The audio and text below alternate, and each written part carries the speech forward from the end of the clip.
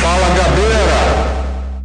Vamos falar para tudo ficar joia rara. O tema de hoje, como não podia deixar de ser, é o presente que o Bolsonaro ganhou da Arábia Saudita. Cada dia que passa, eu examinando os detalhes, porque sou profissionalmente forçado a ficar examinando esses detalhes, eu encontro novas perguntas. Eu acredito que no final dessa história as perguntas serão tantas que talvez elas não possam ser respondidas na totalidade. A primeira grande pergunta que eu faço é essa: será que o presente foi mesmo da Arábia Saudita? Evidentemente que ele foi recebido na Arábia Saudita, mas o ex-ministro de Minas e Energia, Bento Albuquerque, que recebeu o presente, um estojo com um cavalo de ouro encravado na tampa do estojo, ele disse que não conhecia a pessoa que ele recebeu. Bom, se fosse um presente da Arábia Saudita, esse presente devia vir com um cartão, ou pelo menos uma indicação do ditador da Arábia Saudita, Mohammed bin Salman. Aqui no Brasil, quando um dos pacotes, que foram 2 pacotes, um dos pacotes foi registrado, o doador aparece como um homem chamado Abdulaziz bin Salman, que é o ministro de Energia da Arábia Saudita. Então a primeira pergunta é: foi da Arábia Saudita? E se foi da Arábia Saudita, é hábito da Arábia Saudita fazer com que o ministro presenteie presidentes? Por que não usaram a mala diplomática? Por que não usaram os diplomatas? É a primeira pergunta. A segunda pergunta: por que não colocaram nenhum cartão? Meus agradecimentos, lembranças do Mohammed bin Salman, por que não? Então ficou muito esquisito. Existe aqui no Brasil, e eu quero avançar um pouco nessa dúvida já, uma dúvida de se a compra de uma refinaria na Bahia teve alguma repercussão nesse presente. A refinaria foi comprada em São Francisco do Duque, no Recôncavo Baiano. Ela foi comprada por 1,6 bilhão e, segundo a maioria dos especialistas ouvidos, ela valia 3 bilhões. Essa compra da refinaria marca uma relação muito estreita do Bolsonaro com os Emirados Árabes, que é um outro país. Os Emirados Árabes e Arábia Saudita são mais ou menos como o Brasil e a Argentina. Então muita gente achou que essa compra bem na bagatela, uma compra bem a preços módicos da refinaria da Bahia, pode ter influenciado esse presente. Mas acontece que a Arábia Saudita e os Emirados Árabes são competidores. Dificilmente a Arábia Saudita daria um presente porque o Bolsonaro beneficiou um competidor dela. Eu excluí essa hipótese, mas o Bolsonaro acaba complicando um pouco essa específica questão. Quando ele deu a primeira entrevista lá nos Estados Unidos sobre o tema, ele diz: esse presente que foi dado lá nos Emirados Árabes. Então ficou uma dúvida: é um presente dado na Arábia Saudita pelos sauditas ou é um presente dado na Arábia Saudita pelos Emirados Árabes? A verdade é que ele confundiu muito a coisa. A hipótese, até o momento com a qual eu trabalho, é de que o presente foi realmente da Arábia Saudita. Mas ainda assim, o embaixador precisa explicar a gente. O embaixador da Arábia Saudita: olha, vocês têm o hábito de dar presentes de 3 milhões de euros? O presente mais caro que nós temos registro na história foi um presente do Putin para o Biden, um presente de 12 mil dólares. Foi um escandalosamente caro. Agora, um presente de 3 milhões de dólares para um presidente da República e para a mulher de um presidente da República, será que faz sentido na vida cotidiana diplomática da Arábia Saudita? Essa é uma pergunta. A segunda pergunta é evidente: por que vocês não deixaram nenhum cartãozinho não é? Um cartão assim, lembranças da Arábia Saudita, com amizade eterna da Arábia Saudita, não importa. O porquê também que não fizeram através do embaixador. A segunda pergunta é devastadora. Por que que o ministro de Minas e Energia dividiu os presentes entre os seus auxiliares, não é? E tentou passar pela alfândega sem registrar? Por que isso? Evidentemente que ele tinha mais intenções.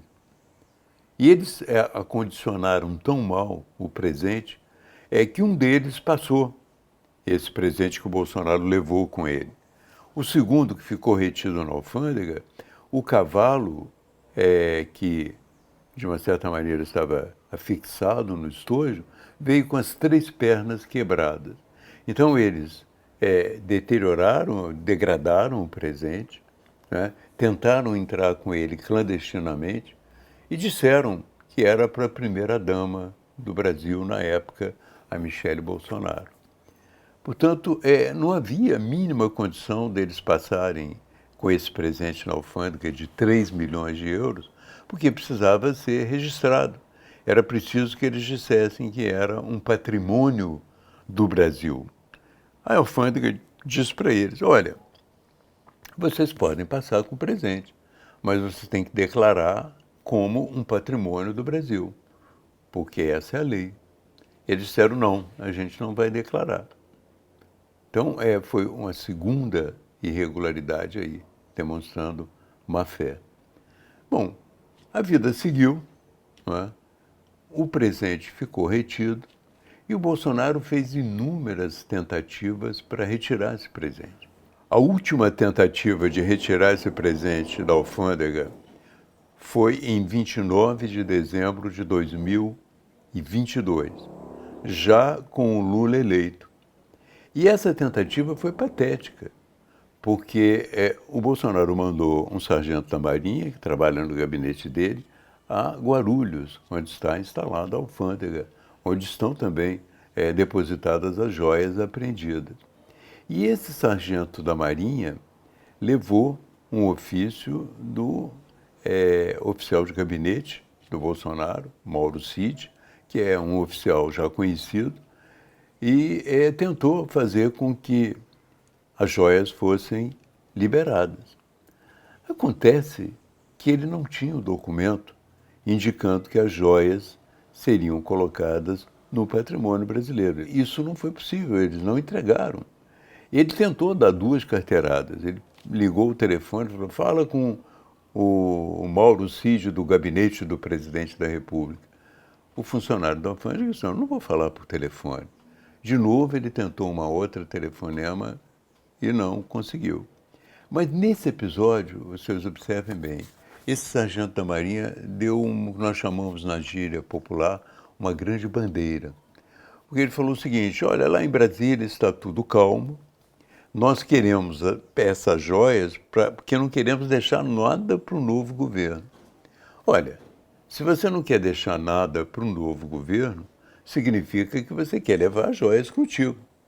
Porque se as joias pertencem ao Brasil, a iniciativa mais correta é entregar ao novo governo, ao governo que entra, para que ele seja o guardião e entregue depois ao outro governo que entrará. Enfim, vai pertencer ao Brasil para sempre. Ao dar essa bandeira, evidentemente que os funcionários perceberam, mais ainda, que não havia condições de entregar essas joias que o Bolsonaro queria para uso pessoal. Tanto que o pacote que entrou clandestinamente é um pacote de joias masculinas.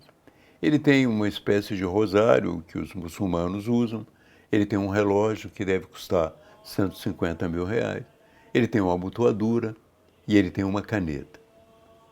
Esse pacote deve estar orçado mais ou menos, digamos assim, uns R$3 milhões, mais ou menos, porque a joalheria é a mesma, a mais cara possível.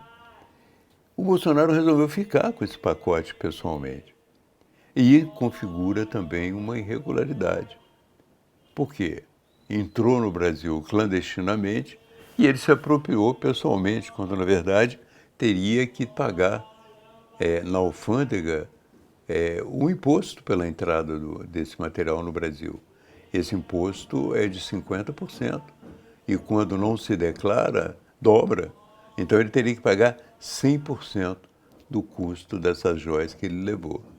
Bom, tudo isso revela o quê?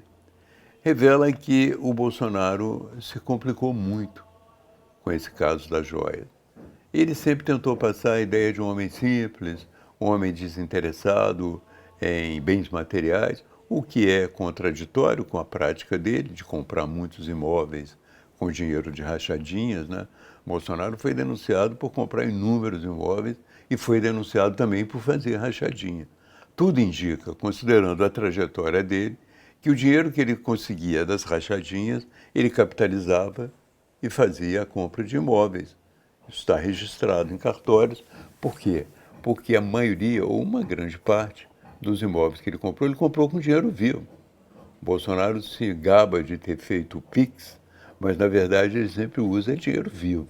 Agora ele aparece como um homem que recebe esse presente de 3 milhões de euros, ao invés de consigná-lo como um patrimônio do Brasil, como manda a lei, ele tenta levá-lo pessoalmente. O mais caro, ficou retido na alfândega, o segundo, ele levou.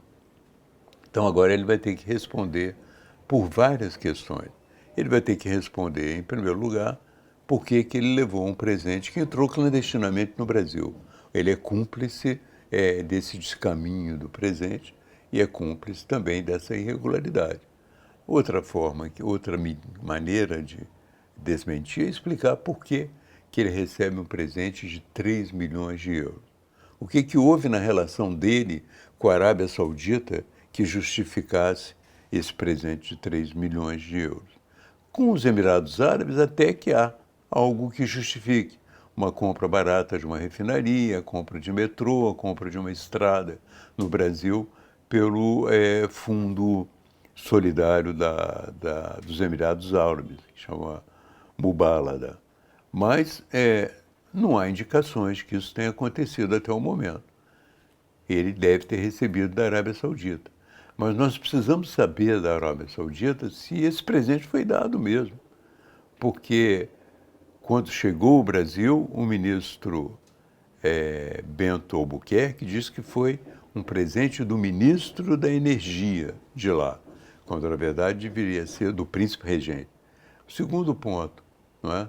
Por que esse presente tão caro foi dado a ele nessas circunstâncias?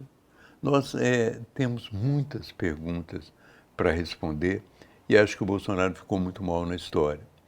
Você pode dizer, não, mas isso vai ser esquecido. Eu acredito que no Brasil exista isso mesmo, de certos escândalos e, sobretudo, líderes populares com uma plateia muito entusiasmada, eles conseguem dar a entender de que foram perseguidos politicamente, que no final não fizeram nada, não houve nenhum problema.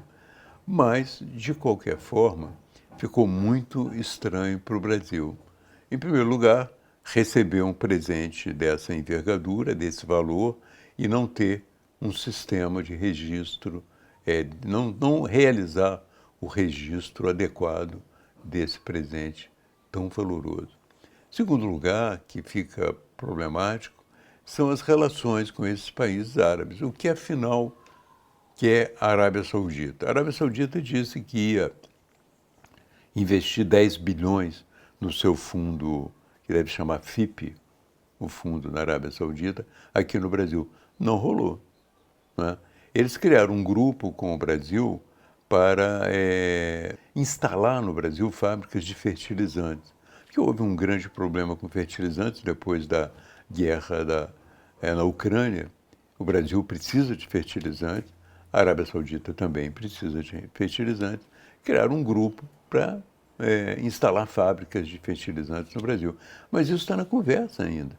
Da mesma maneira, na conversa ficou a troca de movimentos turísticos do Brasil para lá e de lá para cá. Então, não há ainda uma clareza por que o Bolsonaro recebeu esse presente da Arábia Saudita, porque não havia ainda nem negócios em curso. Né? Os negócios que o Brasil tem com um fundo árabe, no momento, são negócios com um fundo dos Emirados Árabes e, como eu disse, é um competidor da Arábia Saudita na produção do petróleo. Portanto, como explicar esse presente? Seria interessante, a minha proposta, né, é de que, em primeiro lugar, a gente ouça o embaixador da Arábia Saudita. Esse presente foi dado pelo governo da Arábia Saudita. Por que ele não foi dado pelos caminhos diplomáticos? Primeira questão. Segunda questão, por que ao ser dado no aeroporto, esse presente não contém nenhuma mensagem do governo da Arábia Saudita de congratulações com o Brasil? Também não é normal. Então, esse presente é uma coisa meio clandestina, que foi dado rapidamente. E vocês observem, né?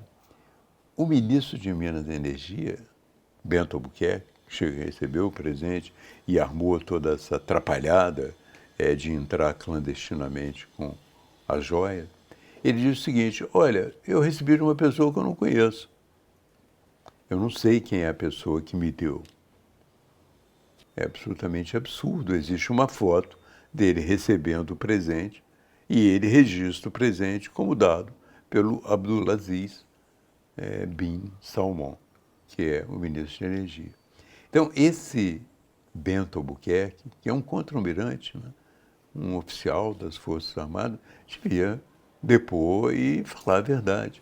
E é interessante, só para registrar o último aspecto que me parece também muito singular nisso, é que o Bolsonaro criou uma espécie de quadrilha militar para liberar essas joias de 3 milhões de euros, de 16 milhões de reais.